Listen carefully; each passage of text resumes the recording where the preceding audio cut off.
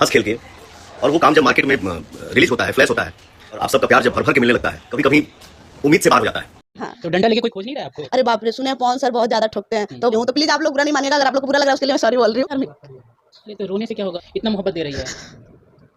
दोस्तों आपने तो इस लड़की को किसी न किसी सोशल मीडिया प्लेटफॉर्म पर जरूर देखा होगा, जिसका नाम है रिया राज, जो इन दिनों इंस्टाग्राम के रील से काफी ज्यादा वायरल हो गई है। लेकिन वायरल होने के बाद जब मीडिया वालों ने पूछा कि पवन सिंह के साथ आप एल्बम करना चाहोगे, तो उसने पवन सिंह और खेसारी के ऊपर ठोका ठोके जैसे गंदे आरोप भी लगाया, जो यह क्लिप सोशल मीडिया पर काफी तेजी से वायरल भी हुआ। पवन सिंह के साथ अगर काम मिलेगा तो काम करेंगे कि नहीं?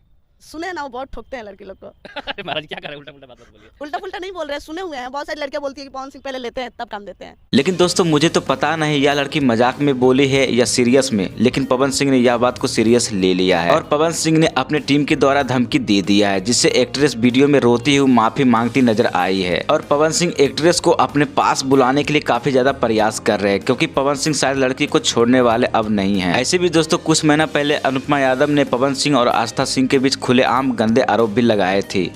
जो पवन जी को दिल में बसा के रखता है ना, जो उनको बहुत मानता है, उनको वो घंटा वैल्यू नहीं देता है, और जो उनको गालियां देता है, जो उसको ना वो सर पे बैठा के रखता है, सर मैंने देखा, तो आज वो हमें भूल गए। जिसके बाद से पवन सिंह ने अनुपमा यादव को हमेशा के लिए टीम से निकाल दिया है। ऐसे में दोस्तों एक्ट्रेस रिया राज के साथ पवन सिंह को क्या करना चाहिए कमेंट करके जरूर बताना, और मेरे चैनल को लाइक और सब्सक्राइब भी जरूर कर देना। धन्यवाद।